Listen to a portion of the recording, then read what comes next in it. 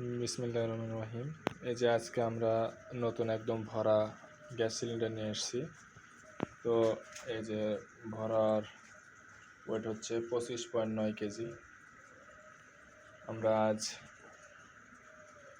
আমাদের বিটল পোকার রুমে আবার সে হাঁডিতে পানি জ্বালিয়ে হিট করব, কারণ প্রত্যেকটি কাজের প্রতিবন্ধকতা থাকে। তো এর আগে আমাদের প্রতিবন্ধকতা ছিল যে বেশি কালি হতো আমাদের রুমে। তো এখন আমরা নতুন আজকে চুলা নিয়ে এসেছি। এখন এই চুলাতে দিয়ে দেখব যে আমাদের রুমে কালি হয় বেশি কিনা। এটা পরীক্ষা করার জন্য আবার আমরা আজকে এই যে নিয়ে আসছি নতুন একটি গ্যাস সিলিন্ডার, যার ওয়েট 25.9। এখন আমরা পানি ভরবো, পানি ভরে এখানে সংযোগ দেব।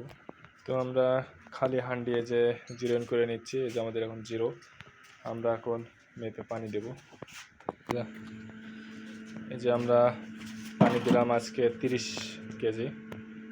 আমাদের পানির ওয়েট আসছে 30 কেজি। এখন আমরা ডেক্সাটা ভিতরে নিয়ে যাব গ্যাসের চুলার উপর দিয়ে। এখন আমরা আগুন জ্বালিয়ে দেব। তো আমরা পিছনে লাইন দিয়ে আসছি। এখন আমাদের আগুন জ্বালানোর পালা। এখন বাজে 8:34।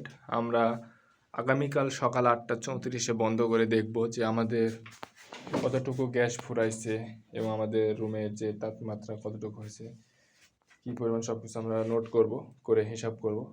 আর আমাদের যে এই কার্যক্রমটা করতেছি, এটাতে আমরা আমাদের রুমের তাপমাত্রা ঠিক রাখবে, আর পানির যে হিট হবে, যে গরম আভাসটা বেরোবে, এটা দ্বারা আমাদের রুমের জলীয় বাষ্পের পরিমাণ ঠিক রাখবে। আমরা আদর্শ একটি তাপমাত্রা পাবো।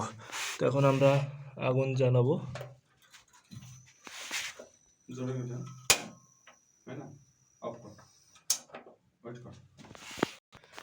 এই তো আমাদের আগুন জ্বালানোর কার্যক্রম শেষ।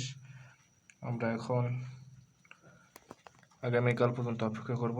তারপর কাল সকালে আমরা হিসাব করব যে আমাদের কতটুকু গ্যাস পড়েছে, কী পরিমাণ খরচ হয়েছে।